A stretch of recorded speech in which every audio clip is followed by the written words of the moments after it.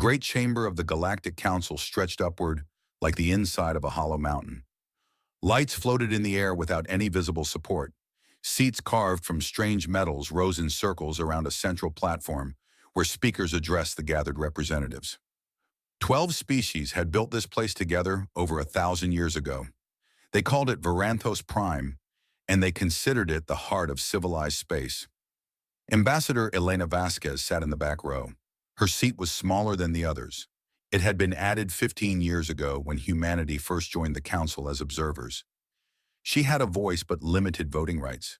Most of the older species treated her presence as a formality, like a child allowed to sit at the adult table during a family dinner. Today, the chamber was full. Representatives from all 12 founding species had gathered for what they called the Centennial Security Assessment. Every 100 years, the Council reviewed threats to galactic peace and made plans for the century ahead. Elena had read the reports. She knew what was coming. High Counselor Thevrix of the Sindari stood on the central platform. His species looked like tall birds with scales instead of feathers. Their eyes sat on the sides of their heads, giving them excellent peripheral vision. Thevrix had held his position for 60 years. He was considered wise and cautious. "We must discuss the dominion of Kethra," he announced. His voice carried through the chamber without any need for amplification. The acoustics were perfect. "They have sent an ultimatum." A holographic display appeared above the platform. It showed a section of the galaxy's rim, far from the core worlds where most council species lived. 3 star systems blinked red. "The Dominion demands we cede these territories," Thevrix continued. "They claim historical rights to the region. They have given us 30 standard days to comply." Elena watched the other representatives. Most showed fear in their body language. The Kethra were known throughout the galaxy as conquerors. They had absorbed 17 smaller civilizations over the past 5 centuries. Their military was massive and brutal. "Our defense committee has analyzed the situation," Thevrix said. A new display appeared, showing ship counts and fleet positions. "The Dominion maintains over 800 capital ships. Our combined defense force numbers approximately 300, spread across dozens of systems." The numbers told the story clearly. The Council could not win a direct war against the Kethra. Everyone in the chamber knew this. "Furthermore," Thevrix added, his voice dropping slightly, "one of the contested systems contains a human colony, approximately 40,000 individuals." Elena felt the eyes turn toward her. Some held sympathy. Most held something closer to calculation. A representative from the Morvathi collective raised a tentacle. The Morvathi resembled large octopi that had learned to walk on land. "What is the committee's recommendation?" Thevrix's feathers rippled in a pattern Elena had learned to recognize as discomfort. "We recommend accepting the Dominion's terms. The 3 systems are sparsely populated and strategically insignificant. Resistance would cost us far more than compliance." "And the human colony?" another voice called out. "Partial evacuation may be possible before the deadline," Thevrix answered. "We estimate we can save perhaps half the population if we begin immediately." Elena stood. The movement drew attention simply because humans so rarely spoke in these sessions. "I request the floor, High Counselor." Thevrix's head turned, both eyes focusing on her briefly before returning to their normal, wide-angle position. "Ambassador Vasquez, you may speak, briefly." She walked down toward the central platform. Her footsteps echoed in the sudden silence. Humans were small compared to most council species. Elena stood barely chest-high to a Sindari, but she had learned that confidence mattered more than size. "The Council's recommendation is unacceptable to humanity," she said. Her voice was calm and clear. "We will not abandon our colony." A ripple of reaction passed through the chamber. Some delegates made sounds that translated as laughter. Others simply stared. Counselor Vreth of the Arcani Federation leaned forward. The Arcani were massive creatures, built like bears covered in metallic fur. "Ambassador, with respect, what do you propose to do? Your species maintains 23 registered vessels. The Kethra Vanguard alone numbers over 100. "We will manage," Elena replied. More laughter. The sound hurt, but Elena kept her expression neutral. Humans had learned patience during their centuries of internal war. They had learned to wait, and to prepare, and to strike only when the moment was right. "This is not a matter of bravery," Theverick said, not unkindly. "It is mathematics. Your fleet cannot defeat the Dominion. Your colony cannot be defended with your available resources. We understand your attachment to your people, but sometimes sacrifice is necessary for the greater good." Elena smiled. It was a small smile, the kind humans made when they knew something others did not. "High Counselor, I thank you for your concern. However, humanity does not intend to sacrifice anyone today." She raised her hand to her ear, activating a communication device. "This is Ambassador Vasquez. Authorization code Lighthouse 77 Alpha. Initiate Operation Lighthouse. Repeat, initiate Operation Lighthouse." The chamber fell silent. Even the delegates who had been laughing stopped. "What have you done?" Theverick asked. "I have requested that Earth's home fleet respond to the Dominion's aggression," Elena answered. "They will arrive in the contested system within 6 hours."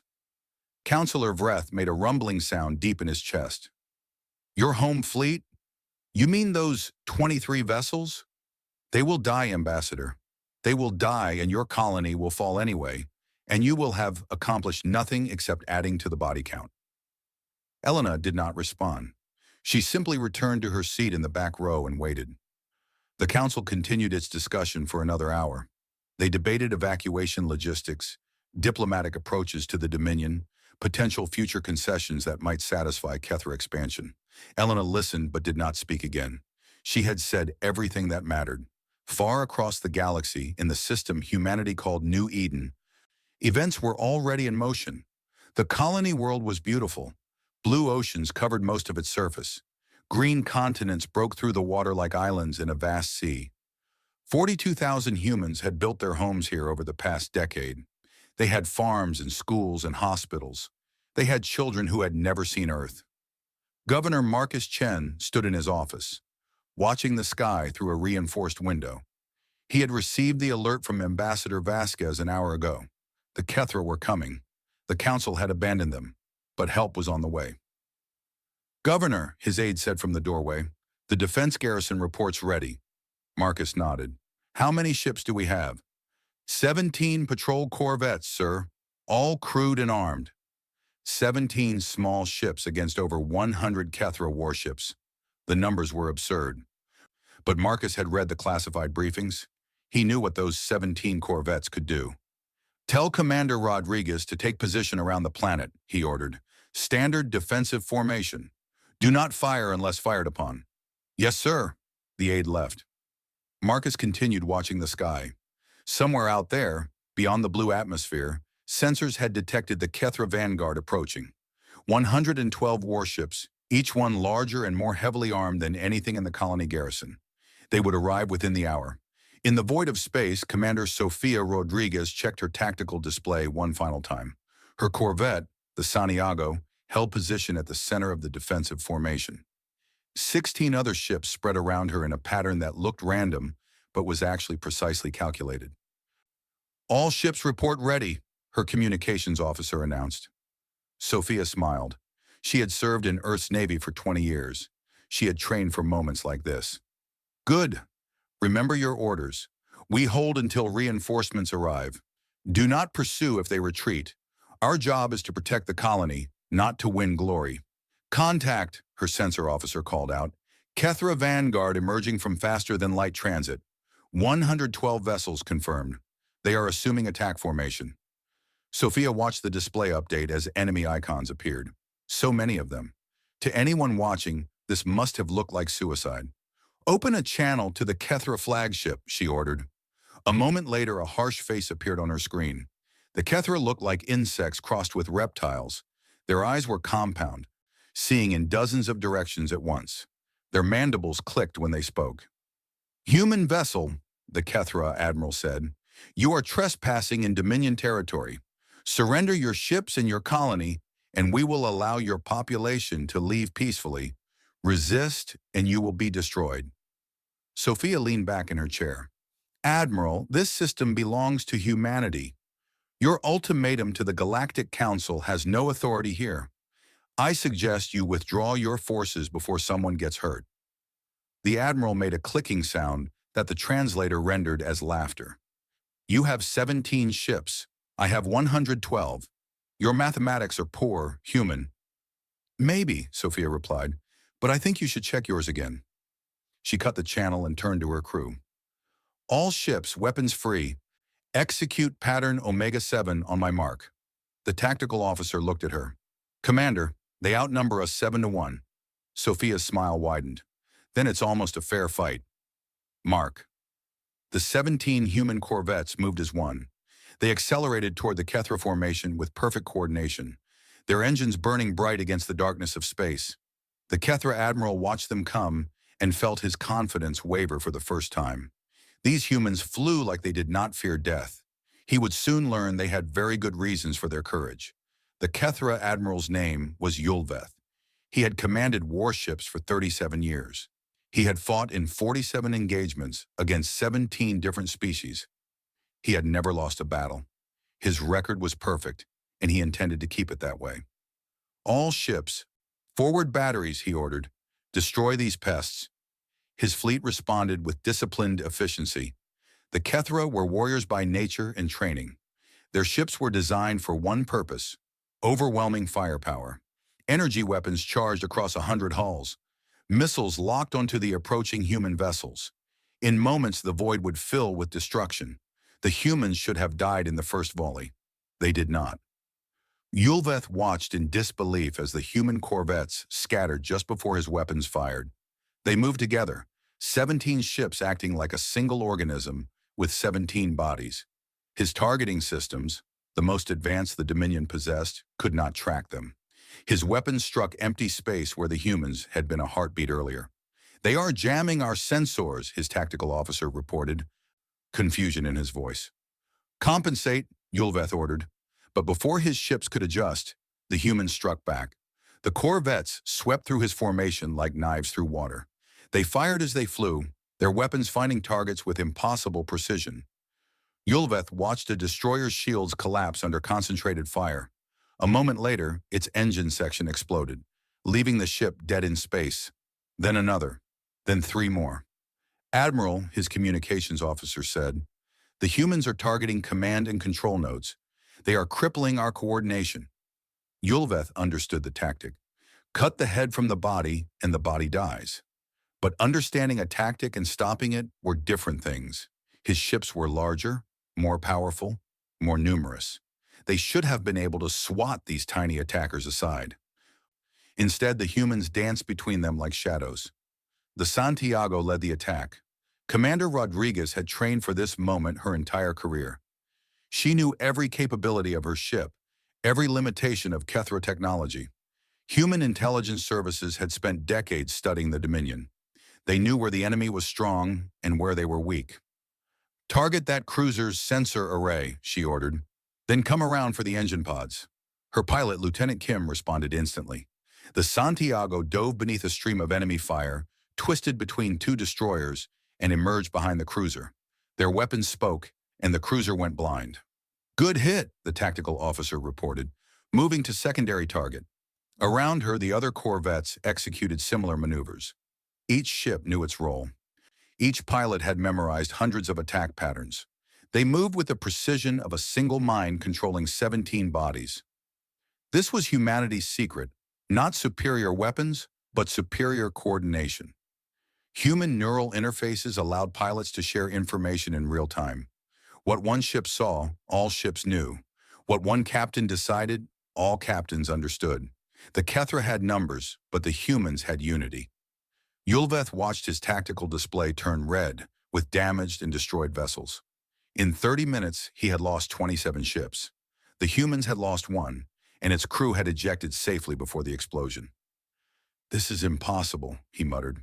His second-in-command, a veteran named Thrakveth, stood beside him. The younger officer's mandibles clicked nervously. Admiral, their ships are absorbing damage that should destroy them. Our weapons hit them, but they keep fighting.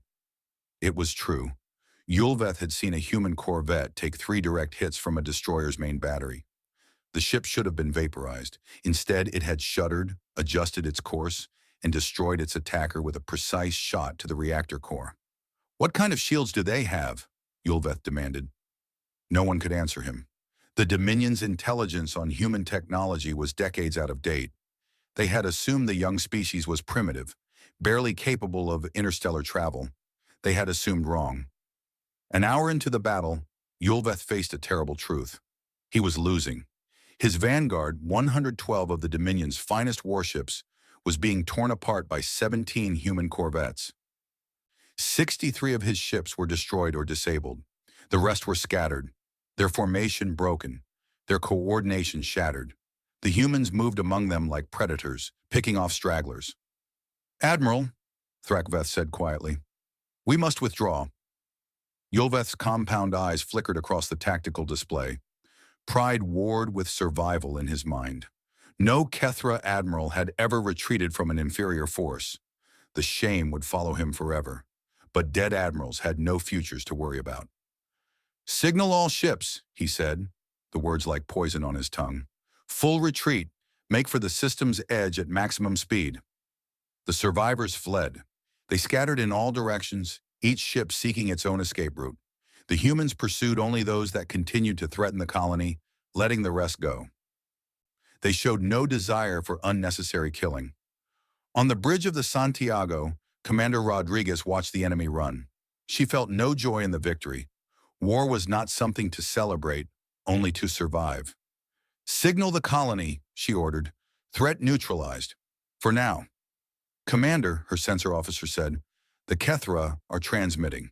They are warning their main fleet." Rodriguez nodded. She had expected this. "How long until the main fleet can arrive?" "Based on their last known position, approximately 72 hours. 72 hours until 800 warships descended on New Eden. The colony garrison had won the first battle, but the war was just beginning. Far away on Varanthus Prime, the Galactic Council watched the battle recordings in stunned silence. The holographic display showed everything. Human ships weaving through Kethra formations, enemy vessels exploding or going dark, the impossible coordination, the impossible precision, the impossible victory. "How?" Counselor Vreth finally managed to ask. His deep voice shook slightly. "How did they do this?" Ambassador Vasquez stood in the back row, her expression calm. She had watched the battle like everyone else, but she had known what would happen. She had known for years. High Counselor Thevrix turned to face her. His feathers were pressed flat against his body, a sign of deep distress. "Ambassador, you told us humanity had 23 vessels. Those were not your registered ships." "No," Elena agreed. "Those were 17 patrol corvettes assigned to the colony's local defense garrison. They are not part of our official fleet registry." The chamber erupted in confused noise. Species who had no common language found common outrage. They had been deceived. Humanity had hidden military assets from the Council. This was a violation of trust, of treaty, of everything the Council stood for. Elena waited for the noise to die down. When she spoke again, her voice cut through the chaos like a blade. "Distinguished representatives, I understand your concern, but I must ask you to consider the situation from humanity's perspective." She walked slowly toward the central platform. Every eye in the chamber followed her. 15 years ago, we joined this council as observers. We were told we would be protected by the combined strength of 12 ancient species. We were told the galaxy was civilized now, that the old wars were over, that peace was the norm. She reached the platform and turned to face the assembly. Then we watched the Kethra conquer 3 species in 5 years. We watched the council debate and delay and ultimately do nothing. We watched civilizations die while this body discussed proper protocols for intervention. Silence filled the chamber. Elena's words hit home because they were true. We hoped we would never need to defend ourselves. We built our hidden defenses anyway. Hope is not a strategy. She paused. Now, would the Council like to see what humanity sends when we are actually concerned about a threat? She raised her hand. A new display appeared above the platform. It showed the New Eden system, now clear of Kethra ships. Then it showed the system's edge, where massive energy signatures were appearing. "The first elements of Earth's rapid response fleet are arriving," Elena announced. 142 warships, each significantly larger and more powerful than the corvettes you just witnessed. The display updated as human ships emerged from faster-than-light transit, dreadnoughts the size of space stations, cruisers bristling with weapons, carriers launching swarms of fighter craft. It was a display of military power that no council species had ever seen. Councillor Thevrix stared at the display. His voice was barely a whisper. How many ships does humanity have? Elena smiled that small smile again. These are just the rapid response forces, High Counselor. Our main battle groups are still mobilizing. How many? Thevrix repeated. Elena considered the question. She could lie, but there was no point now. The secret was out. Enough, she said simply. We have enough. The Council would learn more in the coming days. They would learn about humanity's shadow fleet, built in hidden shipyards over 3 decades. They would learn about human technology that their intelligence services had completely missed. They would learn that the young species they had dismissed as primitive was actually one of the most advanced military powers in the galaxy. But for now, they simply stared at the display, watching human warships take position around a colony world that the Council had been willing to sacrifice. Ambassador Vasquez returned to her seat in the back row. She had more to say, but it could wait. The main Kethra fleet was coming. The real battle had not yet begun. In his damaged flagship, limping toward the system's edge, Admiral Yulveth transmitted his report to the Dominion High Command. He told them everything: the human tactics, the human technology, the human reinforcements. He warned them that this enemy was not what they had expected. The High Command received his report and dismissed his concerns. 112 ships had been defeated, yes, but the Grand Fleet numbered over 800. No force in the galaxy could stand against such might. They would learn their mistake soon enough. The Dominion High Command gathered in the war chamber of Kethra Prime. 12 admirals sat around a table carved from the bones of conquered enemies. Trophies lined the walls, artifacts from civilizations that no longer existed. The Kethra had built their empire on conquest, and they wore their victories proudly. Supreme Commander Zethrak presided over the meeting. He was ancient by Kethra standards, his carapace scarred from 100 battles. His compound eyes had watched species rise and fall. He had never known defeat. Admiral Yulveth claims he was beaten by 17 small ships, Zethrak said. His voice dripped with contempt. He says the humans have technology beyond our understanding. He recommends caution. The other admirals clicked their mandibles in what passed for laughter among their kind. Yulveth has grown old and fearful, one of them said. He was outwitted by primitive mammals and seeks to excuse his failure. The humans are children in galactic terms, another added. They have been among the stars for barely 2 centuries. We have conquered older species. We will conquer them. Zethrak raised a claw for silence. I agree that Yulveth's defeat is shameful, but we must not underestimate any enemy, even a young one. We will commit the Grand Fleet, 817 capital ships, plus support craft. We will crush this human resistance and take their colony world as we planned. He stood, his massive form casting shadows across the chamber. This is not merely about territory.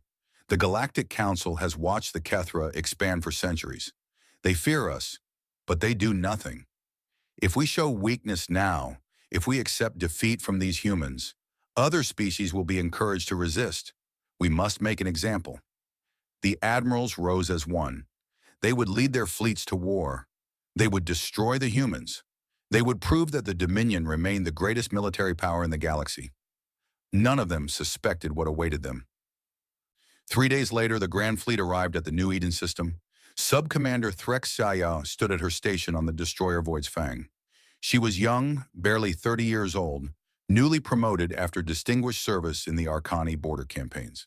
This was her first major fleet action. She had heard the rumors about Yulveth's defeat, but she dismissed them. The Vanguard had been caught off guard. The Grand Fleet would not make the same mistake. Contact, the sensor officer announced. Human fleet detected in defensive formation around the 3rd planet. Threxia examined the display. She counted 300 human ships. Large ones, bigger than anything Yulveth had described. But 300 against 800. The math was simple. They're brave, I'll give them that, her captain Velrath commented. Brave or foolish, Foolish, Threxa agreed. They should have fled while they could. The Grand Fleet advanced in perfect formation. Dreadnoughts led the way, their massive hulls bristling with weapons. Cruisers flanked them in protective screens. Destroyers like the Void's Fang formed the outer wings, ready to chase down any enemy that tried to escape. Supreme Commander Zethrak watched from his flagship, the Dominion's Will. The largest warship ever built by the Kethra, it carried enough firepower to destroy a small moon. He felt confident. He felt invincible. "Signal all ships," he ordered. "Begin the attack." The Grand Fleet surged forward, 800 vessels accelerating as one, their engines burning bright against the stars. It was the largest Kethra military operation in 2 centuries. It would be remembered forever. Just not in the way Zethrak expected. The human fleet did not retreat. They did not scatter. They held their positions around New Eden, forming a wall of metal and light between the colony and its attackers. Admiral James Monroe commanded from his dreadnought, the Earth's Resolve. He was a veteran of 3 decades in the Navy, a quiet man who preferred chess to combat. But when war came, he fought without hesitation. "All ships, hold formation until they enter optimal range," he ordered. "Dreadnoughts anchor the line. Cruisers stand by for flanking maneuvers. Destroyers, you know your roles." "Admiral," his aide said, "they outnumber us more than 2 to 1. Monroe nodded. "They do, which means this needs to be a demonstration, not just a battle. We need them to understand what they're facing. We need them to choose surrender over annihilation." The aide frowned. "Sir? I don't want to kill 800 ships worth of Kethra, Commander. I want to defeat them so thoroughly that they stop fighting. There's a difference." The 2 fleets closed. At optimal range, Monroe gave a single command: "Fire." What followed would be studied in military academies across the galaxy for generations. Human dreadnoughts opened up with weapons that the Kethra had never encountered. Plasma beams that cut through shields like they were not there. Kinetic rounds accelerated to a fraction of light speed, impossible to intercept. Guided missiles that changed course unpredictably, evading point defense systems designed to stop them. The first wave of Kethra ships simply died. 12 dreadnoughts, the pride of the Dominion fleet, were reduced to expanding clouds of debris in under a minute. "How?" Threxa whispered, watching her display turn red with destroyed friendly vessels. The human ships moved with the same impossible coordination she had heard about in Yulvest's reports. They seemed to know where the Kethra would be before they moved. They concentrated fire with devastating efficiency, destroying one target before moving to the next. No wasted shots, no missed opportunities. On the Dominion's Will, Supreme Commander Zethrak watched his fleet disintegrate. This was not battle. This was slaughter. "All ships, press the attack," he roared. "We have the numbers. We can overwhelm them." But numbers meant nothing if you could not hit your targets. Human ships danced through the Kethra formation, attacking from unexpected angles. Human cruisers executed flanking maneuvers of stunning complexity, appearing behind enemy lines and devastating unprepared vessels. Human destroyers worked in packs, isolating larger ships and tearing them apart. An hour into the battle, the Kethra had lost 200 ships. The humans had lost 8. Threx's destroyer was ordered to pursue a fleeing human cruiser. They chased it through an asteroid field, gaining slowly. Victory seemed possible.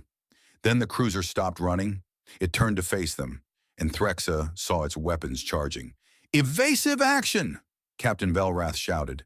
Too late. The human ship fired a single shot that punched through their forward shields and destroyed their main engine. The Void's Fang went dark, drifting helplessly, but it did not explode. The human cruiser approached, close enough that Threxa could see its hull markings. It scanned them, confirmed they were no longer a threat, and then simply left. "They didn't kill us," she said, astonished. "They had us dead, and they let us live." Around her, similar scenes played out across the battle. Human ships targeted weapons and engines, not life support. They crippled Kethra vessels, but did not destroy their crews. They fought with lethal efficiency and strange mercy. After 6 hours, it was over. The Dominion Grand Fleet, 817 capital ships, the greatest military force the Kethra had ever assembled, ceased to exist. 400 ships destroyed, 300 disabled and drifting. The remainder in full retreat scattered across nearby systems. Human casualties, 11 ships destroyed, 34 damaged. Supreme Commander Zethrak sat alone on the bridge of the Dominion's will. His flagship was crippled, its engines destroyed, its weapons offline. Human warships surrounded it, their weapons pointed at his hull but not firing. A communication request appeared. Human, he accepted it. Admiral Monroe's face appeared on his screen. The human looked tired, not triumphant. Supreme Commander, Monroe said, your fleet is defeated. Your flagship is surrounded. You can surrender now, or you can die. But I would prefer you live. The Dominion needs leaders who understand what happened here today. Zethrak's mandibles clicked in what might have been bitter laughter. What did happen here, human? What are you? Monroe considered the question. We're a species that learned very hard lessons about war a long time ago. We nearly destroyed ourselves. We decided not to let that happen again. You could have destroyed us completely. Why didn't you? Because destroying you was never the goal. Stopping you was. Monroe paused. Your fleet attacked a colony of 40,000 civilians. We defended them. That's all this needed to be. Zethrak stared at the human. He had fought many species in his long career. He had never encountered one like this. What happens now, he asked. Now we talk, Monroe said. Your government, my government, probably the Galactic Council too. We discuss terms for peace. We figure out how to make sure this never happens again. And if the Dominion refuses? Monroe's expression did not change, but something in his eyes grew harder. Then we have this conversation again after the next battle, and the next. As many times as it takes. But I hope your leaders are wise enough to recognize when a war is over. The communication ended. Zethrak sat in the darkness of his ruined bridge and thought about wisdom. On Varanthos Prime, the Galactic Council watched recordings of the battle. 12 species, some ancient and some merely old, witnessed the destruction of the Dominion Grand Fleet by a human force one-third its size. High Counselor Thevrik spoke into the silence. Ambassador Vasquez, please explain what we just saw. Elena walked to the central platform. She looked tired too, tired and sad. You saw the result of 30 years of preparation, High Counselor. You saw what humanity built while the Council ignored the Kethra threat. You saw why we never told you what we were doing. You didn't trust us, Counselor Vreth rumbled. No, Elena agreed. We didn't, and now you know why. She gestured at the display, which showed human ships maintaining their defensive positions around New Eden. The Dominion Grand Fleet was the most powerful military force in the known galaxy. It no longer exists. In 6 hours, humanity broke the back of an empire that has terrified the Council for centuries. She paused, letting the implications sink in. And that was just our rapid response force. Our main battle groups are fully mobilized now. 400 additional warships, ready to deploy if needed. The chamber was silent. Every representative understood what this meant. Humanity was not just powerful. Humanity was the most powerful military force in the galaxy. What do you want? Thevrik asked quietly. Elena smiled, and for once it was a warm smile. We want peace. High Counselor, we have always wanted peace. We build our fleet not for conquest but for protection. For our people and, if you'll have us, for yours as well. She looked around the chamber, meeting the eyes of representatives who had dismissed humanity for 15 years. The Dominion will need to be dealt with. They will need terms that are firm but fair. They will need help rebuilding in a direction that doesn't threaten everyone else. And the Council will need to become something more than a debate society. She straightened, her small human frame somehow filling the platform. Humanity is ready to help with all of this. If you'll trust us, if you'll work with us, if you're ready to build something better. The vote that followed was unanimous. Humanity would be granted full Council membership. The galaxy was about to change forever. 1 month after the battle, the ruling council of the Kethra Dominion gathered in emergency session. The war chamber that had once displayed trophies of conquest now felt like a tomb. The bone table where admirals had boasted of inevitable victory now seated broken survivors. Supreme Commander Zethrak had been allowed to return home. The humans had released him after the battle, along with every other Kethra officer who surrendered. No prisoners of war, no hostages, just defeated soldiers sent back to their people with a simple message: choose peace. Now he sat at the table, surrounded by politicians who had never fought a battle in their lives. They blamed him for the disaster. They called him a coward and a fool, but they also needed him because he was the only one who had faced the humans and survived. We must rebuild the fleet, High Minister Vetharak declared. He was the eldest of the ruling council, a diplomat who had spent his career justifying Kethera expansion to other species. We must call up the reserves, conscript new crews, build new ships. We will have our revenge. Zethrak listened to these words and felt nothing but exhaustion. And then what, Minister? We rebuild for 10 years. We send another fleet. They destroy it in another 6 hours. We rebuild again. How many times do we repeat this cycle? Until we win, Vethrak snapped. We are Kethra. We do not surrender. We do not accept defeat. We are already defeated, Zethrak replied.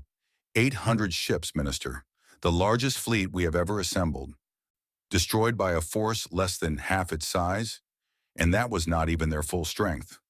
The chamber went silent. No one wanted to hear this, but no one could deny it.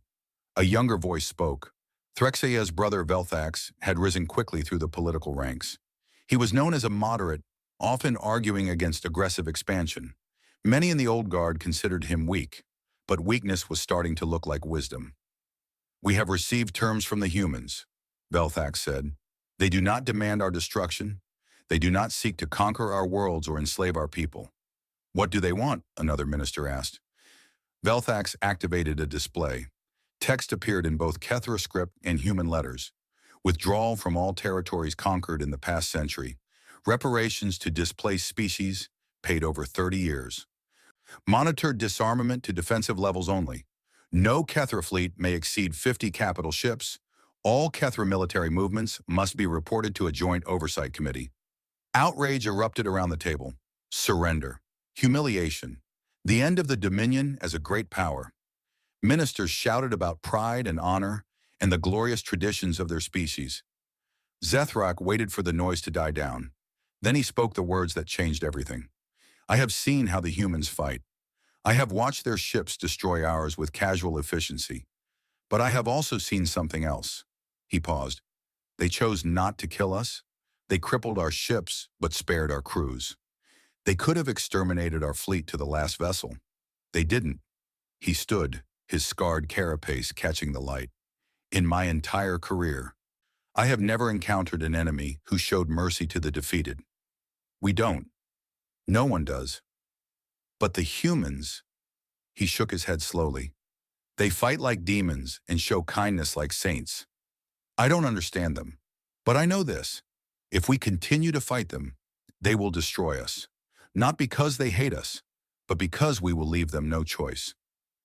The chamber fell silent again. Zethrak's words carried weight because he had earned them in battle. I recommend we accept their terms, he continued. Not because we are weak, because we are wise enough to recognize when a war is over. Because survival is not shame, and because, he hesitated, because perhaps it is time for the Kethra to learn a different way. The vote was close, but the moderates won. The Dominion would accept human terms. The war was over.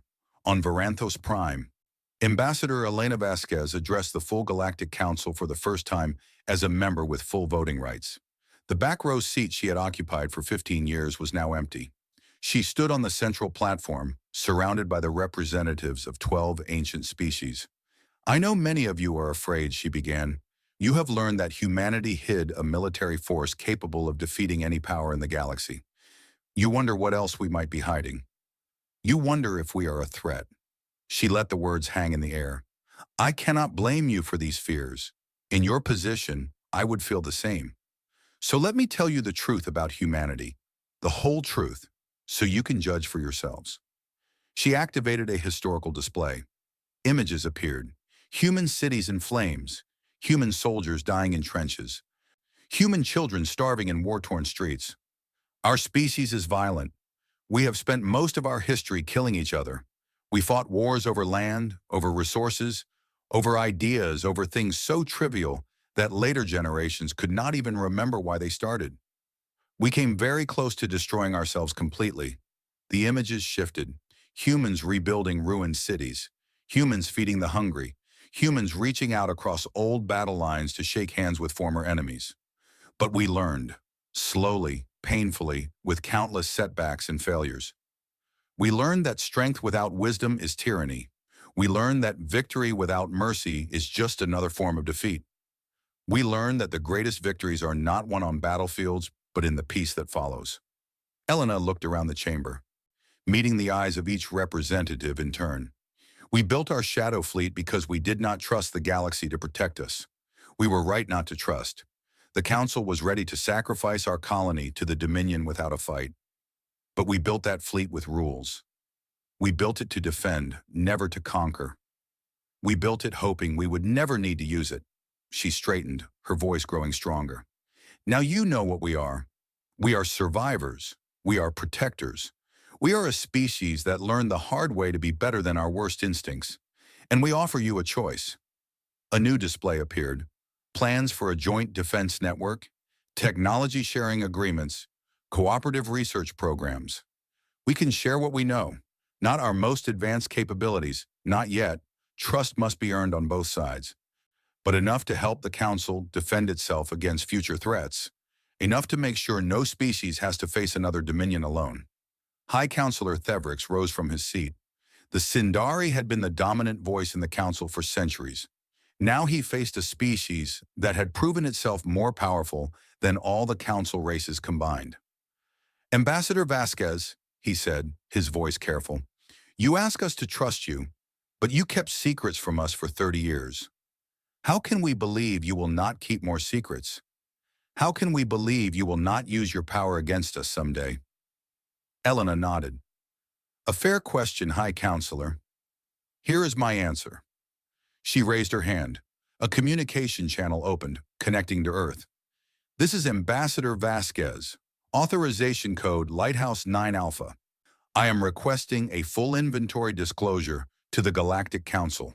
Repeat, full inventory. A moment later, data began streaming onto the Council's displays. Fleet compositions, base locations, weapon specifications, training protocols.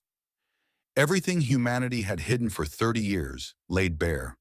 The Council representatives stared in shock. This was unprecedented. No species had ever voluntarily revealed its military secrets. You now know exactly what we have, Elena said. 847 capital ships, 215 bases, all of it documented, all of it verifiable. Why? Thevrix asked. Why reveal this? Because you cannot build trust on secrets, Elena replied. Yes, you could use this information against us. You could form an alliance to oppose humanity. You could try to match our capabilities. She smiled. But I don't think you will, because I think underneath all the fear, you want what we want. Peace, security, a galaxy where species can grow and thrive without fearing conquest. She stepped down from the platform and walked toward the Sindari representative. The Kethra thought they could take whatever they wanted because they were strong. We showed them they were wrong. Now we're showing you that we have no intention of making the same mistake. We are not the new Dominion. We are something different. She extended her hand, a human gesture of greeting and agreement. High Counselor, will you help us build something better? For a long moment, Thevrix did not move. The chamber held its breath. 1,000 years of galactic politics hung in the balance. Then the Sindari elder reached out with his feathered limb and touched Elena's hand. I believe I will, he said. Across the galaxy, on a crippled destroyer drifting in a repair dock, Sub-Commander Threxa received orders that would change her life. She had survived the battle. Her ship had been recovered by human vessels and towed to a neutral station for repairs. She expected to be transferred to a new vessel, perhaps punished for the defeat. Instead, she was summoned to meet with a human officer. The meeting room was small and plain. A human woman waited inside, wearing a simple uniform with unfamiliar insignia. Sub-Commander Threxea? The woman asked. I'm Captain Sarah Chen, United Earth Navy. Please sit down. Threxea sat. She did not know what to expect. You were on the Void's Fang, Chen said, reviewing a data pad. Your ship was disabled in the asteroid field engagement. Our cruiser, the Portland, spared your vessel when they could have destroyed it. Yes, Threxay confirmed. I have wondered why. Chen set down the pad. Because killing you wasn't necessary. Your ship was no longer a threat. There was no tactical reason to destroy it, and every ethical reason not to. Threx's mandibles clicked in confusion. Ethical reason? We were enemies. In war, you destroy your enemies. In some wars, Chen agreed. In our wars, we try to remember that enemies are still people. People with families and futures.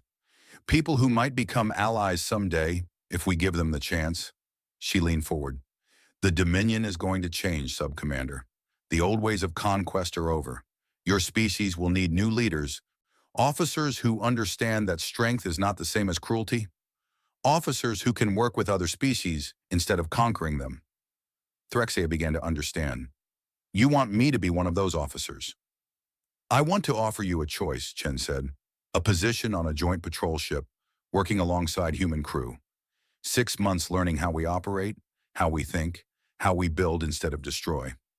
After that, you return to your people with new skills and new perspectives. Why me? Chen smiled.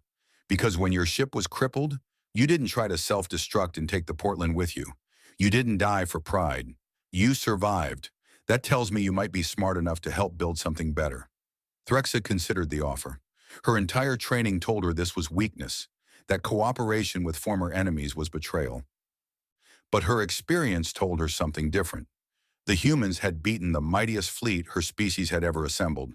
They had done it with superior technology and tactics.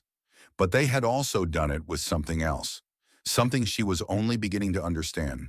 They had done it while refusing to become the monsters they fought. I accept, she said. Chen extended her hand. After a moment's hesitation, Threxa took it. The galaxy was changing, and Threxa intended to change with it. 1 year had passed since the Battle of New Eden. The galaxy had changed more in those 12 months than in the previous century. The Dominion of Kethra was withdrawing from its conquered territories, slowly and sometimes reluctantly, but withdrawing nonetheless.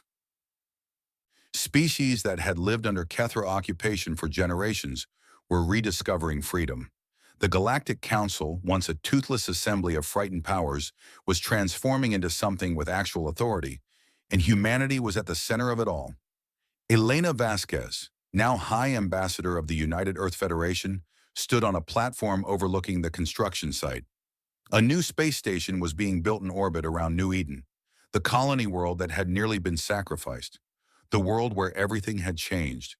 This station would house the first Joint Defense Command Center, staffed by officers from a dozen different species. Hard to believe it's only been a year, said Admiral Monroe, standing beside her. He had retired from active command after the battle, but he still advised on strategic matters. Sometimes I can barely believe any of it happened, Elena admitted. A year ago, we were observers in the back row. Now you're one of the most powerful diplomats in the galaxy, Monroe finished. Funny how things work out. Elena shook her head. It's not funny, it's terrifying. We're making decisions that will affect trillions of beings for generations. Every mistake we make now will ripple forward forever. Monroe nodded slowly. That's why we're being careful. That's why we're building coalitions instead of empires. That's why we're sharing technology instead of hoarding it. Is it enough? The Admiral considered the question. I don't know, but I know it's better than the alternative. Better than what the Kethra were doing. Better than what we might have done if we'd let fear guide us.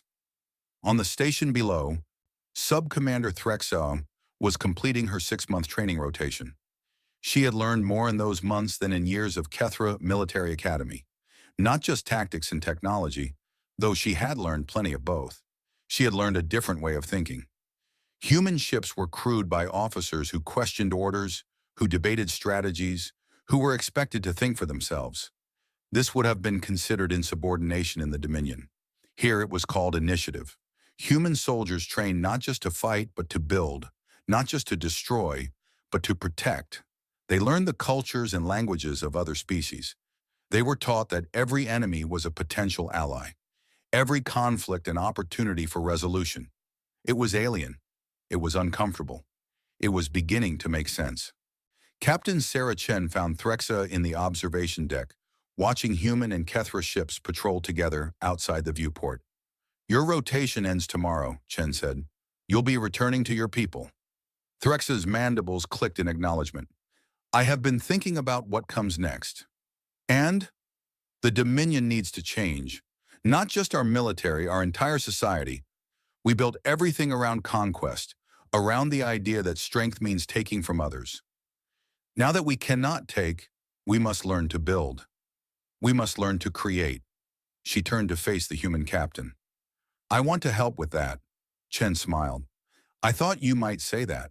We have a proposal for you." She activated a display. Plans appeared, showing a joint training academy, Kethra and human instructors working together. Students from across the galaxy learning new approaches to military service. "We want you to help design the curriculum," Chen said, "to help bridge the gap between how we think and how your people think, to help train the next generation of officers who will patrol this galaxy together." Threxa studied the plans. A year ago, she would have considered this impossible. Now it seemed like the only path forward. "I accept," she said. The dedication ceremony for the new Eden Station took place on the anniversary of the battle. Representatives from all council species attended. Even a Kethra delegation was present, led by Velthax, who had become the youngest High Minister in Dominion history. High Ambassador Vasquez gave the keynote address. 1 year ago, this system was a battlefield. The Kethra Dominion sent 800 ships to conquer a world of 40,000 civilians. The Galactic Council was prepared to let them succeed. Humanity stood alone. She paused, looking out at the assembled dignitaries. "We did not stand alone because we thought we were better than everyone else. We stood alone because we had to, because no one else would, because the alternative was to abandon our people to slavery or death." The colony world hung in space behind her, blue and green and alive. When the battle ended, we had a choice. We were the most powerful military force in the galaxy. We could have demanded anything. We could have become the new Dominion, taking what we wanted because no one could stop us. She shook her head. We chose a different path, not because we were weak, but because we had learned, through centuries of our own bloody history, that power without purpose is just another form of destruction. We built our fleet to protect, and protection means more than defeating enemies. It means building something worth defending. She gestured to the station behind her, to the ships of multiple species patrolling together, to the mixed crews visible through viewports. "This station is what we chose to build. Not a fortress, not a weapon, a place where species learn to work together, a place where former enemies become partners, a place where the next generation will grow up without the fear that defined ours." Velthax was invited to speak. The young Kethra leader approached the podium with obvious nervousness. His species had been the villains of this story. Now he was being asked to help write a new chapter. 1 year ago, my people tried to take this world by force. We failed. We lost our fleet, our pride, and our certainty that strength alone could solve any problem. He looked at the human representatives, then at Threxa, who stood among the Joint Academy staff. "At first, we saw our defeat as humiliation. Many of my people still see it that way. They speak of revenge, of rebuilding, of returning to the old ways. But I believe they are wrong." His mandibles clicked in what humans had learned was a sign of deep emotion. The humans showed us something in that battle, something we had never seen before. They defeated us completely, then chose not to destroy us. They proved their strength, then offered us partnership. They won the war, then immediately began working for peace. He straightened, his posture reflecting a confidence he was still learning to feel. "This is not weakness. This is wisdom. And it is wisdom my people must learn, or we will destroy ourselves chasing a past that no longer exists." The ceremony continued with speeches from other representatives. Each species had been affected by the events of the past year. Each had been forced to reconsider old assumptions. The galaxy was not as they had believed. Strength was not what they had thought. As the ceremony ended, Elena found a quiet moment alone on an observation deck. She watched the stars, the same stars her ancestors had looked up at from Earth, dreaming of the day humanity would join the galactic community. Admiral Monroe found her there. You did good work today, he said. That speech will be remembered. I hope so, Elena replied. I hope all of this will be remembered as a turning point, not just another step in an endless cycle. You think it might not be? She sighed. I think progress is never permanent. Every generation has to choose it again. We've built something good here, something that could change everything, but it will only last if we keep choosing to maintain it. Monroe nodded. Then that's what we do. We keep choosing. Every day, every decision, every moment. He gestured at the station, at the ships, at the stars beyond. That's what the first wave was really about, you know. Not the battle, not the fleet, the wave of change that followed. The decision to be something different, something better. The Kethra are learning it. The Council is learning it. Maybe in another generation, the whole galaxy will understand. Elena smiled. That's optimistic. I'm a retired admiral. I'm allowed to be optimistic now. They stood together in silence, watching the galaxy turn. In her quarters on the station, Threxoi wrote a letter to her brother. She told him about her training, about her new assignment, about the future she was helping to build. She told him that the galaxy was changing and that their people could be part of that change if they chose to be.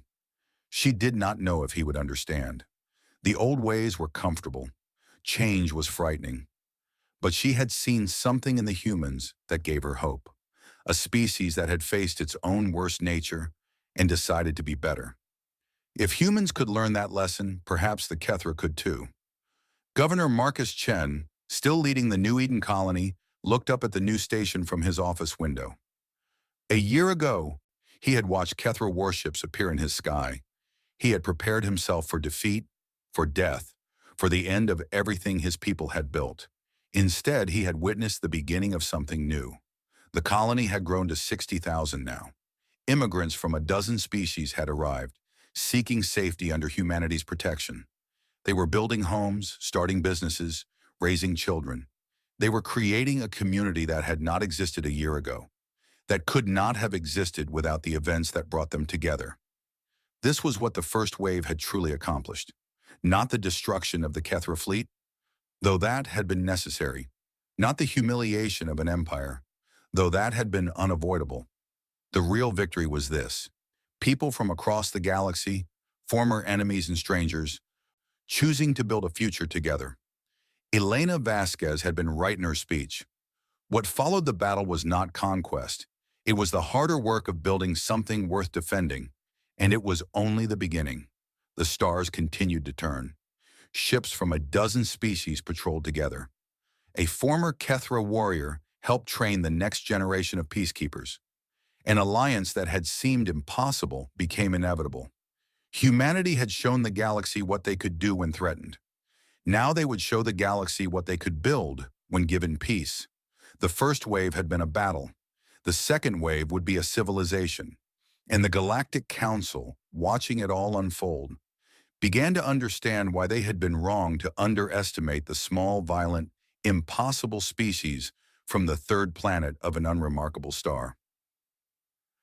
Humans were not just warriors, they were dreamers, and their dreams were changing the galaxy.